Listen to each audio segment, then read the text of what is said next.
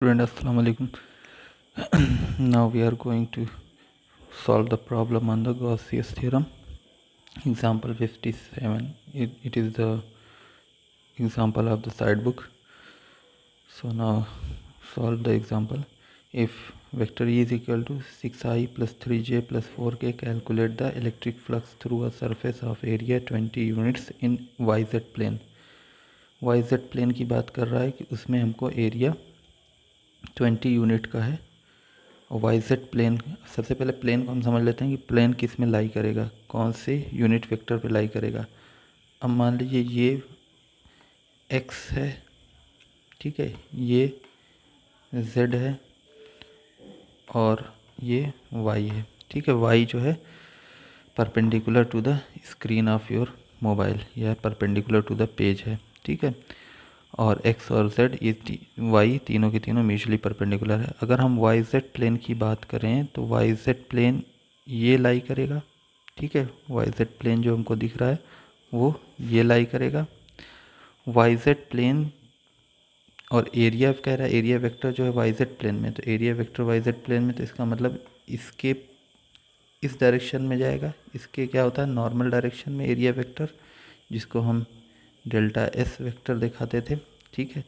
तो Y Z plane से ये वाई जेड प्लेन है, इससे क्या है, ये नॉर्मली डेल्टा एस जो है वो नॉर्मल डायरेक्शन में होगा, जो कि एक्स के अलोंग जा रहा है। और एक्स के अलोंग कौन सा यूनिट वेक्टर काम करता है, आई कैप। तो हम यहाँ पे कॉन्सेप्ट हमारा यहाँ पे क्या है, यानी 20 जो है ये 20 आई कैप होगा। वो इस कहने का मतलब ये पूरा लैंग्वेज ये है, ठीक है। अब यहाँ पे फील्ड जितनी दी है ये, और S is equal to 20 I cap, that is electric flux का फार्मूला ये होता है E डॉट एस वेक्टर। तो डॉट प्रोडक्ट जब हम निकालेंगे तो यहाँ पे क्या आ जाएगा, 6i plus 3j plus 4k dot 20i। तो आई का जो डॉट होता है वो 1 होता है, हमको पता है। बाकी जे आई हो के आई हो ये सब ज़ीरो हो जाता है। तो जे आई और के आई का मल्टीप्लायर या डॉट प्रोडक्ट हम नहीं निकालेंगे, बल्कि 6i और 20i का डॉट प्रोडक्ट डायरेक्ट क्या आ जाएगा, 120 यूनिट, ठीक है। वो वेक्टर प्रोडक्ट है।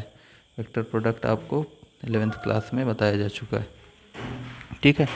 तो यहाँ पे ये 120 यूनिट आएगा आंसर।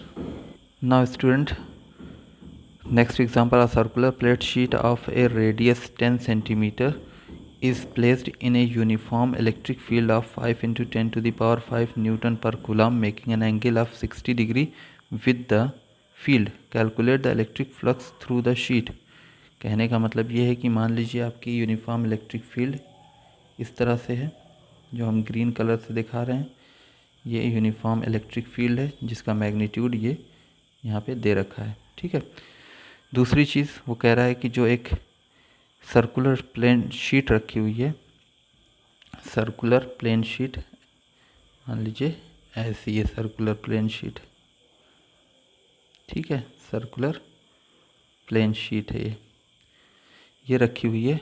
और फील्ड से जो वो एंगल बना रही है वो 60 डिग्री का एंगल बना रही है, ठीक है। तो हम उसको थोड़ा सा सामने से फ्रंट से 3D में ना दिखाते हुए बल्कि फ्रंट से दिखाते हैं, तो कुछ इस तरह से हमको नज़र आएगी ये सर्कुलर फील्ड, कुछ इस तरह से, ठीक है। एक डिस्क की तरह से ये फील्ड, प्लेन शीट जो है सर्कुलर टाइप की, वो हमको कुछ इस तरह से नज़र आएगी। वो एंगल जो बना रही है एग्जांपल के तौर पे 60 डिग्री उससे बना रही है फील्ड से, ठीक है। अब आप ये देख रहे हैं कि इसको अगर हम इस तरह से ड्रा करें कि इलेक्ट्रिक फील्ड का डायरेक्शन कुछ इस तरह से है, ये इलेक्ट्रिक फील्ड का डायरेक्शन है। सर्कुलर डिस्क या सर्कुलर प्लेन शीट जो है वो इस तरह से रखी हुई है और वो 60 डिग्री एंगल पे है, ठीक है। तो चूँकि हमको यहाँ पे नॉर्मल देखना होता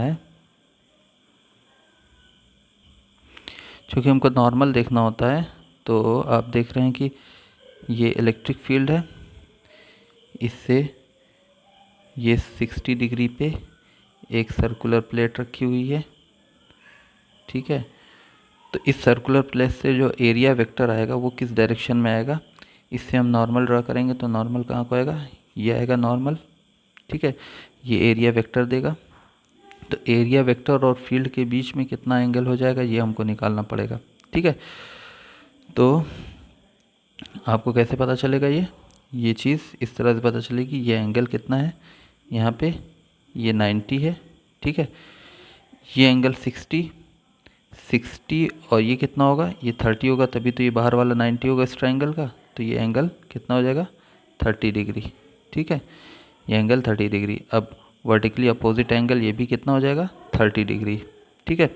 तो ई वेक्टर और एस वेक्टर में जो एंगल आएगा वो 30 डिग्री एंगल आएगा, ठीक है। ये मैथमेटिक्स का कैलकुलेशन है, इसको आप लोग ट्राइंगल का जो exterior angle, sum of exterior angle property वाला जो इक्वेशन है उससे सॉल्व कर सकते हैं, एंगल निकालने का मतलब यहाँ पे।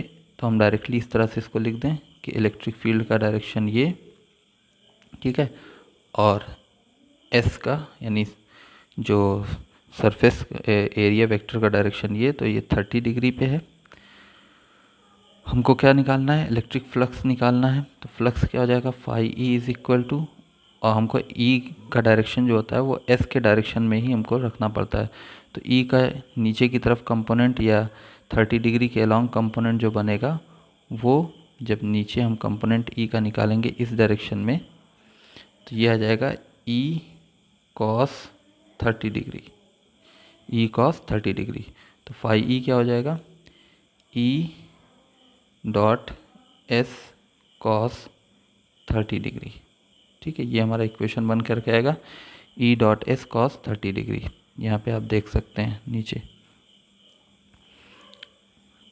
ई कॉस थीटा दिखा है, थीटा की जगह यहाँ पे कॉस 30 लिखा हुआ है, ई एस कॉस थीटा वही चीज़ हम रखेंगे। तो कॉस 30 की वैल्यू पूरी पुट करके ये आंसर हमारा आएगा इलेक्ट्रिक फ्लक्स का। नाउ स्टूडेंट, ये भी बहुत इम्पॉर्टेंट क्वेश्चन है, ठीक है, इसको भी हम देखते हैं। Cylinder is placed in a uniform electric field E with its axis parallel to the field, show that the total electric flux through the cylinder is 0। ये सिलेंडर जो है वो यूनिफॉर्म इलेक्ट्रिक फील्ड के उसमें रखा हुआ है, इलेक्ट्रिक फील्ड ऐसे जा रही है, यूनिफॉर्म इलेक्ट्रिक फील्ड कैसे होगी, ऐसे ही होगी, सब के सब इसी डायरेक्शन में, मतलब यूनिफॉर्मली होगी। तो सब इलेक्ट्रिक फील्ड का डायरेक्शन ये है। अब हमको सरफेस का सबका डायरेक्शन यहाँ पे दिया हुआ है, जैसे कि यहाँ पे सरफेस वेक्टर का डायरेक्शन इधर की तरफ होगा क्योंकि नॉर्मल होता है, यहाँ पे सरफेस का ऊपर की तरफ होगा, यहाँ पे इस साइड होगा। तो हम कह सकते हैं यहाँ पे ई और एस में 180 डिग्री का है एंगल, 180 डिग्री, ठीक है। यहाँ पे ई और एस में 90 डिग्री का एंगल है, और यहाँ पे साइड में दोनों पैरेलल है तो 0 डिग्री का एंगल है, ठीक है। तो यहाँ पे flux through the entire cylinder, flux जो है इंटायर सिलेंडर से, ई डी एस जो है वो लेफ़्ट प्लेन फेस पे, मतलब ये वाले फेस पे, राइट प्लेन फेस पे ये वाले फेस पे, और ई डी एस जो है वो कर्व्ड सरफेस, मतलब ये वाला कर्व्ड सरफेस है, ठीक है। तो यहाँ पे आ जाएगा ये equation E D S cos 180, इसके बीच में 180 एंगल जो मैंने बताया ये कॉस 180 आएगा, ई डी एस कॉस 0, इनके बीच में 0 एंगल है तो कॉस 0, और ई डी एस कॉस 90, ये जो है ऊपर वाला ये कर्व्ड सरफेस पे 90 डिग्री का एंगल बना रहा है।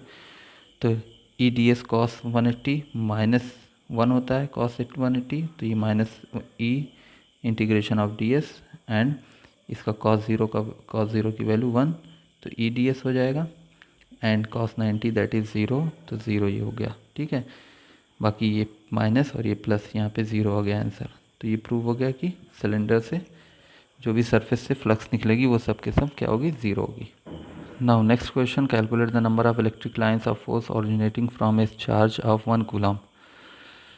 ये भी एक क्वेश्चन है, 1 कूलम चार्ज से कितनी नेट इलेक्ट्रिक फ्लक्स निकलती है।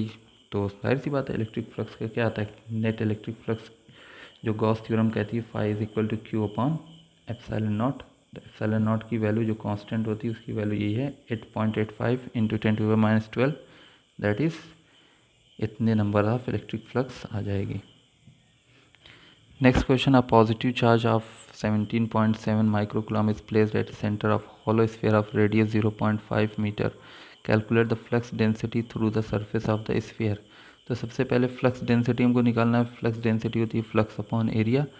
तो पहले टोटल फ्लक्स हम निकाल लेंगे. टोटल फ्लक्स ये गॉस थ्योरम से ये होता है Q upon epsilon not. Q की वैल्यू ये माइक्रो कूलम में दी है तो 10⁻⁻6 हमने लिख दिया है यहाँ पे कूलम में बदलने के लिए. And the value of epsilon not is 8.85. That is solve करने पे ये चीज़ आएगी आपको पता है. और फ्लक्स डेंसिटी इससे निकलेगी. ओके